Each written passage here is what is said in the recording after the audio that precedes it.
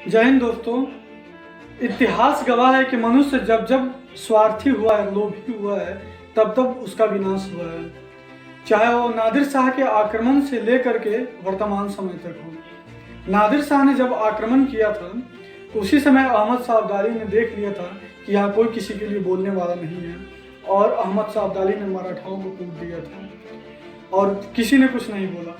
उसके बाद जब अहमद शाह अब्दाली ने जब मराठाओं को मार रहा था, अंग्रेज देख लिया कि अंग्रेज यही सोचा कि यहाँ पे कोई किसी को बोलने वाला नहीं है, तो फिर उसने नीति बनाई एक एक करके सबको मारना है। जब वो बंगाल को मार रहे थे तो फिर किसी को नहीं टच किया और सब देख रहे थे और यही सोच रहे थे कि मुझे नहीं मार रहा है और इसका इंतजार कर रहे थे और उसको कूटा बढ़िया से।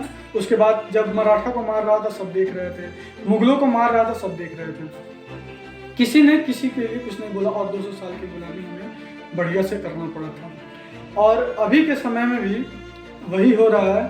अगर किसान के लिए, अगर एमएसपी के लिए अगर किसान आंदोलन कर रहे हैं तो उसके लिए हम लोग कुछ नहीं बोल रहे हैं। सब कोई शांत बैठा है कि अगर वो किसान का मुद्दा है तो सिर्फ किसान ही सुलझाए।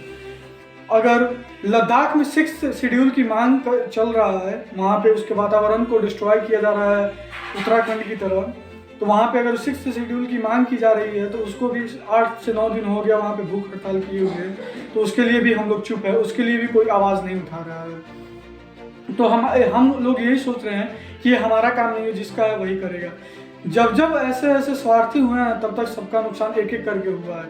लद्दाख के लिए कोई नहीं बोल रहा है, मणिपुर के लिए कोई नहीं बोल रहा है, मणिपुर जल रहा है, मणिपुर के लिए सोच रहे हैं कि वो मणिपुर का मामला है, मणिपुर वाले ही सुलझाएंगे।